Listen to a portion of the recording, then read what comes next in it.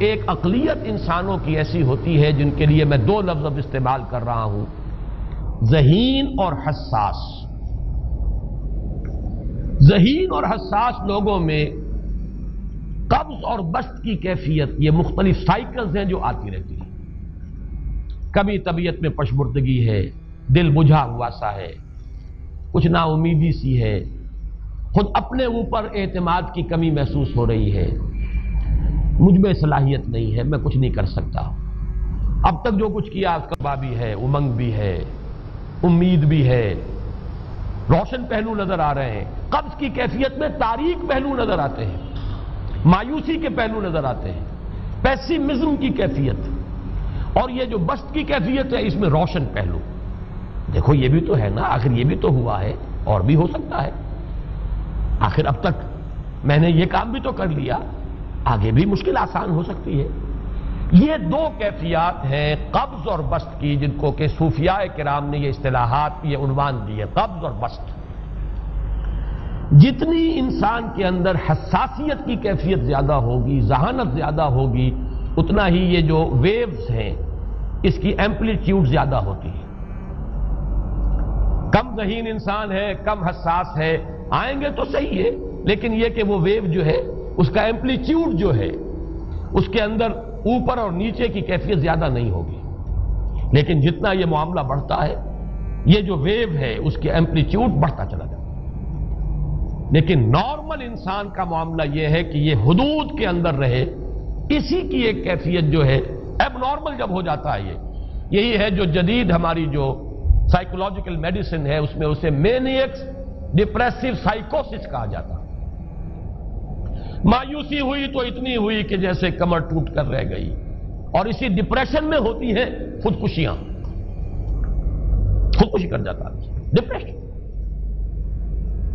کچھ روشن پہلو نظر ہی نہیں آ رہا، کوئی امید کا پہلو نظر ہی نہیں آ رہا، کوئی صورت نظر نہیں آتی، کوئی امید بن نہیں آتی، کس طرف جاؤں، کدھر دیکھوں، کسے آواز دوں، اے ہجوم نامرادی دل بہت گھبرائے ہے۔ اور جب آدمی محسوس کرتا I can't face these realities، یہ commits suicide۔ یہ اور جب کیفیت ہوتی ہے انشراح کی تو آدمی خوب بھاگ رہا ہے، دوڑ رہا ہے، امنگ ہے، محنت ہے، دوڑ رہا ہے، امیدیں ہیں، اب ہر چیز کا روشن پہلو نظر آ رہا ہے۔ عجیب ہے یہ۔ اصل میں مجھے کچھ تجربہ بھی ہوا ہے، ہمارے خاندان میں بھی یہ مرض موجود رہا۔ میرے والد مرحوم کافی طویل عرصے اس مینیک ڈپریسو سائیکوسس کے مریض رہے۔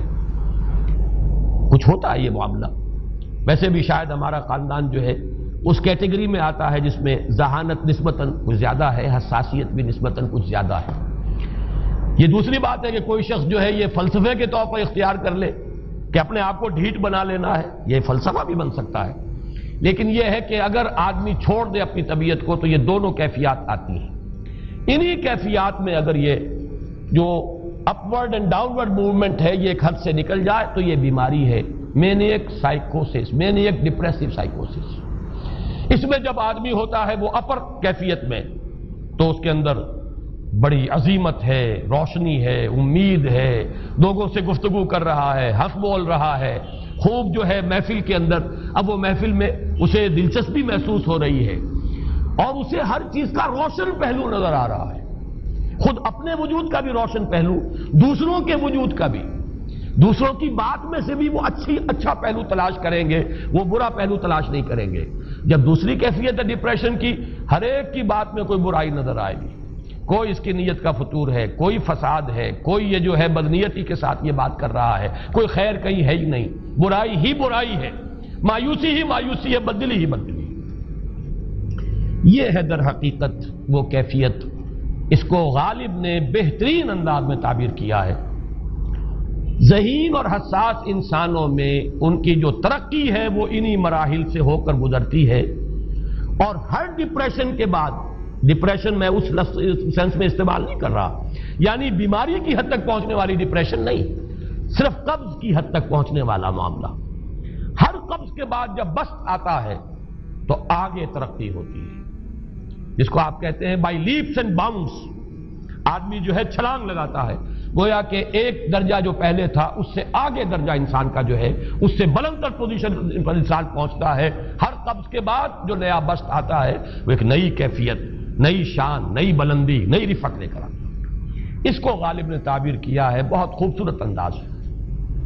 رکتی ہے میری طبع تو ہوتی ہے رواں اور. یعنی شاعر بھی کبھی ایسا وقت آتا ہے شعر جو ہے اس پر نازل ہی نہیں ہو رہا، شعر نہیں کہہ پا رہا، طبیعت میں رکاوٹ سی ہے، بندش سی ہو گئی ہے، کوئی کلام موضوع ہو ہی نہیں رہا. لیکن پھر جب یہ کیفیت جو ہے بدلتی ہے اور جب پھر بست کی کیفیت آتی ہے، رکتی ہے میری طبع تو ہوتی ہے رواں اور، پھر اس کے اندر ایک جولانی نئی ایک کیفیت جو ہے انشراح کی، وہ ایک بالکل نئی کیفیت، نئی شان کے ساتھ. یہ ہے وہ معاملہ جو ان آیات مبارکہ کے پس منظر میں ہے. اسی لیے اب میں آپ کو اس کا حوالہ دے رہا ہوں. تفسیر مظہری میں قاضی ثناء اللہ پانی پتی رحمۃ اللہ علیہ نے بہت عمدہ بات فرمائی ہے کہ حالت قبض اگر کسی شخص پر طاری ہو تو اس حال میں اکسیر کا درجہ رکھتی ہے یہ سورہ مبارکہ، اس لیے کہ یہ نازل ہوئی ہے محمد الرسول اللہ صلی اللہ علیہ وسلم پر اسی حالت قبض میں. وَالضُّحَىٰ وَاللَّيْلِ إِذَا سَجَىٰ مَا وَدَّعَكَ رَبُّكَ وَمَا قَلَىٰ وَلَلْآخِرَةُ خَيْرٌ لَكَ مِنَ الْأُولَىٰ وَلَسَوْفَ يُعْطِيكَ رَبُّكَ فَتَرْضَىٰ أَلَمْ يَجِدْكَ يَتِيمًا فَآوَىٰ وَوَجَدَكَ ضَالًّا فَهَدَىٰ وَوَجَدَكَ عَائِلًا فَأَغْنَىٰ. یہ تمام آیات اب معلوم ہوگا کہ جیسے موتی پروئے ہوئے. ایک لفظ قبض، اب اس میں جو بھی واقعاتی اور جو میں نے آپ کو روایاتی جو بھی پس منظر بیان کیا وہ بھی فٹ بیٹھ رہا ہے. وہ خودکشی کا معاملہ بھی آ گیا، اس میں فٹ بیٹھ رہا ہے کہ بخاری شریف میں روایت موجود ہے کہ حضور فرماتے ہیں کہ میری طبیعت پر اس درجے اضطراب تھا، اتنی کیفیت جو ہے میری تشویش کی تھی کہ میرے دل میں بار بار خیال آتا تھا کہ پہاڑ پر چڑھ کر اپنے آپ کو نیچے گرا دوں. یہ سارے معاملات اب آپ کو محسوس ہوگا جیسے تمام کڑیاں جو ہے وہ جڑ گئی، جیسے رات کو اب آپ اٹھ نہیں پا رہے، اضمحلال ہے، اعصابی جو ہے اعصاب اس درجے متاثر ہو چکے ہیں. صرف یہ ایک احساسات کی کیفیت نہیں ہے، آپ کی قوت فعلی جو ہے، قوت عملی، وہ بھی اس درجے متاثر ہو چکی ہے کہ کئی راتیں گزر گئی اور آپ رات کو نہیں اٹھ سکے، جس پر کہ ام جمیل کو یہ کہنے کا موقع مل گیا کہ معلوم ہوتا ہے محمد تمہارا شیطان تمہیں چھوڑ گیا.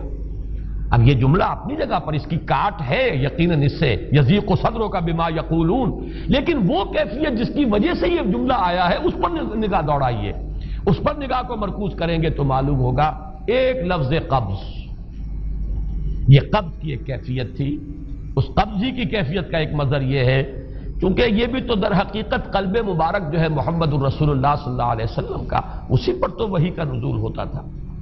یہ بھی وہی داخلی احساسات و کیفیات کا معاملہ ہے، یہی بھی در حقیقت یہ واردات قلبیہ ہی کا سارا معاملہ ہے. اس کو آپ خارج سے تعبیر نہیں کر سکتے، نہ ابھی کوئی ایسے مصائب تھے، نہ ایسی کوئی مشکلات تھیں، نہ ابھی کوئی رد و قضا ایسی شروع ہوئی، نہ ابھی کوئی بحث و نزاع کا معاملہ ایسا ہوا، نہ کوئی ابھی کوئی فزیکل پرسیکیوشن شروع ہوئی. یہ سب داخلی ہی کیفیات ہیں اور ان داخلی کیفیات کے حوالے سے ان سورہ مبارکہ کو اگر صحیح سمجھا ہے تو صوفیہ نے سمجھا. وہ جو اقبال کا شعر ہے کہ کچھ جو سمجھا میرے شکوے کو تو رضواں سمجھا، مجھ کو جنت سے نکالا ہوا انسان سمجھا. اور کون سمجھے گا؟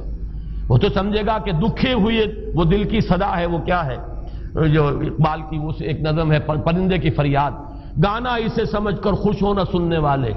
یہ تو در حقیقت ایک دکھے ہوئے دل کی صدا فریاد، یہ صدا ہے. تو یہ کیفیت جو ہے رضوان سمجھ سکا ہے جو کہ داروغہ جنت ہے، اس نے سمجھا یہ وہی آدم جو نکالا گیا تھا یہاں سے، یہ اس کی فریاد ہے. کچھ جو سمجھا میرے شکوے کو تو رضواں سمجھا، مجھ کو جنت سے نکالا ہوا انسان سمجھا. تو واقعہ یہ ہے کہ اس سورہ مبارکہ کا صحیح فہم اگر حاصل ہوا ہے وہ امام راضی کو حاصل ہو ہی نہیں سکتا.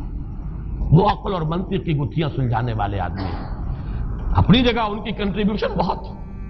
یہ لغت اور ادب کا کوئی خاص مسئلہ اس میں ہے ہی نہیں کہ زمخشری اس میں کوئی جولانی دکھائیں اپنی، اس میں کوئی ایسا اشکال ہے ہی نہیں، نحوی اشکال ہی نہیں.